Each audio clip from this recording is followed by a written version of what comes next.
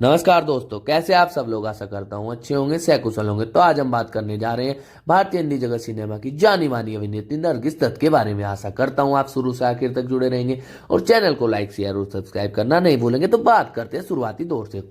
नरगिस का जन्म 1 जून 1929 को कलकत्ता बंगाल प्रेसिडेंसी ब्रिटिश भारत में एक पंजाबी मुस्लिम परिवार में फातिमा के रूप में हुआ था। उनके पिता अब्दुल रशीद पूर्व में मोहनचंद उत्तमचंद मूल रूप से रावलपिंडी के एक धनी उत्तराधिकारी थे, जिन्होंने हिंदू धर्म से इस्लाम धर्म अपना लिया था। उनकी मां जदनबाई हुसैन बनारस राज्य से थी, जो हिंदू ब्राह्मण मूल रूप के एक मुस्लिम परिवार में पैदा हुई थी, जिन्होंने इस्लाम धर्म अपना लिया था। और में एक हिंदुस्तानी शास्त्रीय संगीत गायिका और भारतीय सिनेमा की शुरुआती अग्रदूतों में से एक थी। नरगिस का परिवार कलकत्ता बंगाल प्रेसिडेंसी में बसने से पहले पंजाब से इलाहाबाद, आगरा और अवध के संयुक्त प्रांतों में चला गया। नरगिस के मामा अनवर हुसैन भी फिल्म अभिनेता थे और फातिमा ने अपनी पहली फिल्म 1935 में 6 साल की उम्र में तलाशे हक में दिखाई थी, जिसे बेबी नरगिस के नाम से जाना जाता है। नरगिस एक फारसी शब्द है जिसका अर्थ है नरसिसस डैफोडिल फूल। इसके बाद उनकी सभी फिल्मों में उन्हें नरगिस के नाम से दिखाया गया। अपनी पहली फिल्म के बाद नरगिस कई फिल्मों में नजर आई। 1943 में 14 साल की उम्र में वह महबूब खान की फिल्म तकदीर में मोतीलाल के साथ नजर आई। यह फिल्म बॉक्स ऑफिस पर सफल रही और उनके अभिनय की काफी तारीफें हुई। फिल्म इंडिया ने इसे एक बेहतरीन शुरुआत कहा। तकदीर के बाद नरगिस ने 1944 की फिल्म अनबन में अभिनय किया। नरगिस ने अगली बार 1945 की पीरियड ड्रामा हुमायूं में उस समय के प्रमुख अभिनेता अशोक कुमार के साथ और पौराणिक फिल्म रामायणी में अभिनय किया। 1946 में उन्होंने नरगिस में अभिनय किया। यह फिल्म मध्यम रूप में सफल रही और फिर 1948 में उन्होंने राज कपूर के साथ अपना पहला सहयोग नाटक आग में किया, जिसने उन्होंने एक बेघर महिला का किरदार निभाया था।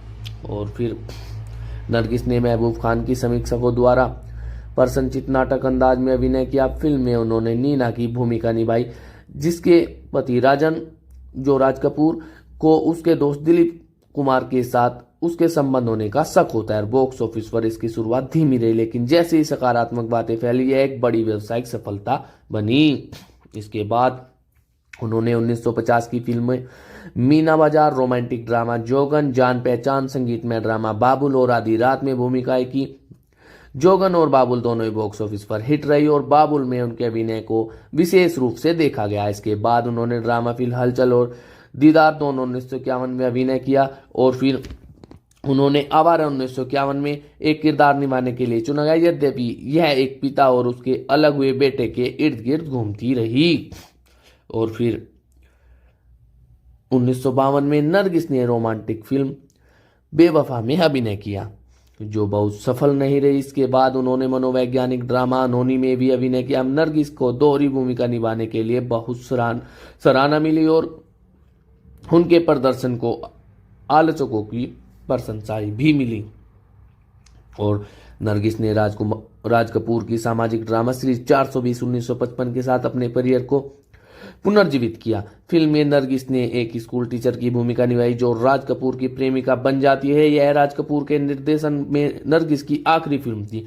प्रदर्शन पर टिप्पणी करते हुए Rediff.com ने कहा कि प्रदर्शन फिल्म के नैतिक जीवन और उच्च विचारों के समर्थन में मदद करते हैं।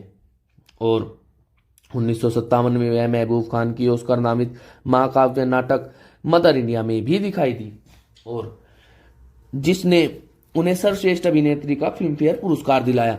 फिल्म पत्रिका फिल्म इंडिया के बाबूराव पटेल ने दिसंबर 1957 में मदर इंडिया को भारत में निर्मित सबसे महान चित्र के रूप में वर्णित किया। और फिर उन्होंने अपनी आखिरी फिल्म में मनोवैज्ञानिक ड्रामा रात और दिन 1967 में काम किया। एक लंबे अंतराल के बाद आखिरी बार अभिनय करने के लिए राजी होने के बाद फिल्म को अच्छी तरह प्रतिक्रिया मिली और डिसोसिएटिव आइडेंटिटी डिसऑर्डर से पीड़ित एक महिला के रूप में नरगिस के अभिनय को समीक्षकों ने सराहा।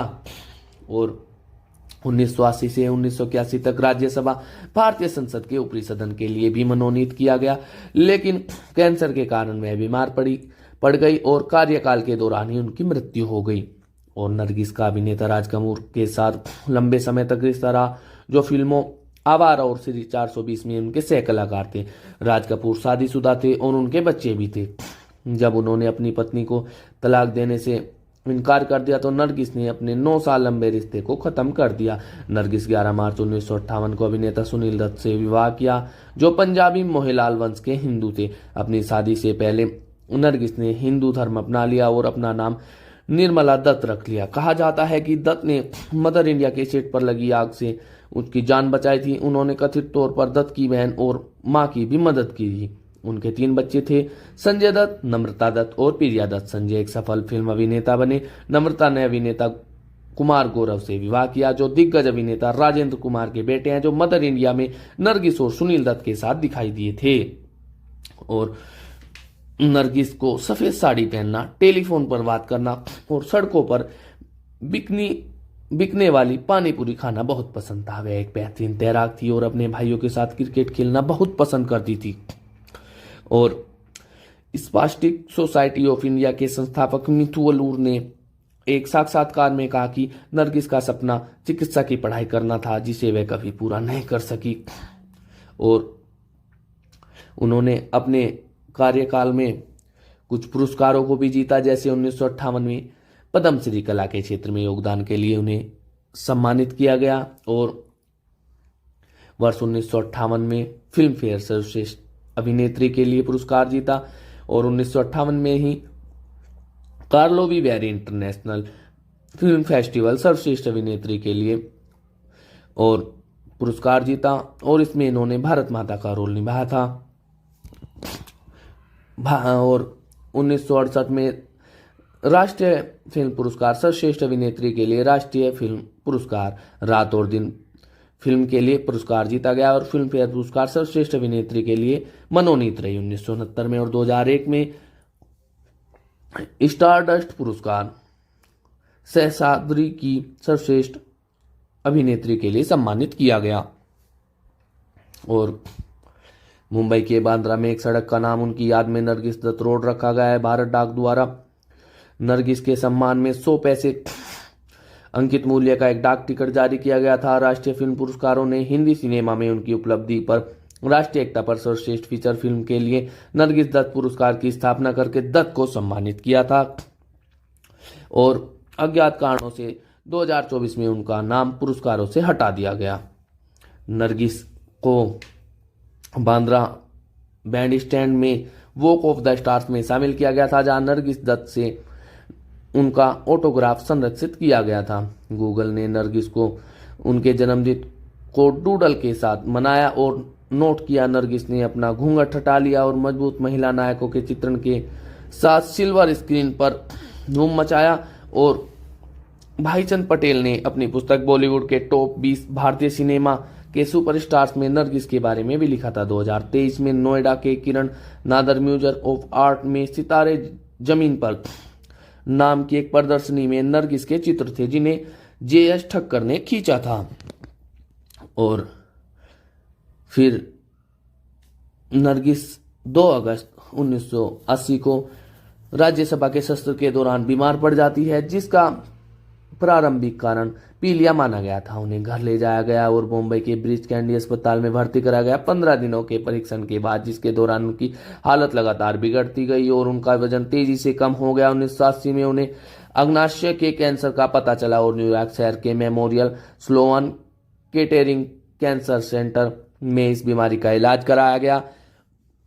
भारत लौटने पर उनकी हालत बिगड़ गई और उन्हें ब्रैच कैंडी अस्पताल में भर्ती कराया गया। 2 मई 1981 को नरगिस गंभीर रूप से बीमार होने के बाद कोमा में चली गई और अगले दिन 51 वर्ष की आयु में उनकी मृत्यु हो गई। क्योंकि उन्हें आग से डर लगता था, इसलिए वह मुस्लिम रीति रिवाजों के अनुसार दफन होना चाहती थी। उनके पार्थिव शरीर को हिंदू रीति रिवाजों के अनुसार अर्थी पर ले जाया गया और सुनील और संजय ने अन्य शोक मनाने वालों के साथ नमाज अदा की। उन्हें बड़ा कब्रिस्तान मुंबई में दफनाया गया और 7 मई 1981 को उनके बेटे की पहली फिल्म रॉकी के प्रीमियर पर उनके लिए एक सीट खाली रखी गई थी। और उनकी मृत्यु के 1 साल बाद सुनील दत्त ने उनकी याद में Nargis Dutt Memorial Cancer Foundation की स्थापना भी की थी। हालांकि नरगिस की मौत को अग्नाशय कैंसर के लिए जिम्मेदार ठहराया जाता है, लेकिन उनकी बेटी नम्रता दत्त ने दावा किया कि उनकी मां ने कैंसर से सफलतापूर्वक लड़ाई लड़ी और वे मूत्र पथ के संक्रमण से उनकी मृत्यु हुई है। और दोस्तों, यही थी एक महान अभिनेत्री नरगिस दत्त की कहानी। आशा करता हूँ आप शुरू से आखिर तक जुड़े रहे होंगे और आपको कहानी अच्छी लगी होगी। फेसबुक और व्हाट्सएप के माध्यम से आप यह कहानी अपने दोस्तों में साझा कर सकते हैं और कमेंट कर जरूर बताएं आपको कहानी कैसी लगी। और दोस्तों, हमारे चैनल को लाइक, शेयर और सब्सक्राइब करना न भूलें। और मैं अपनी वाणी को विराम दूंगा। धन्यवाद दोस्तों।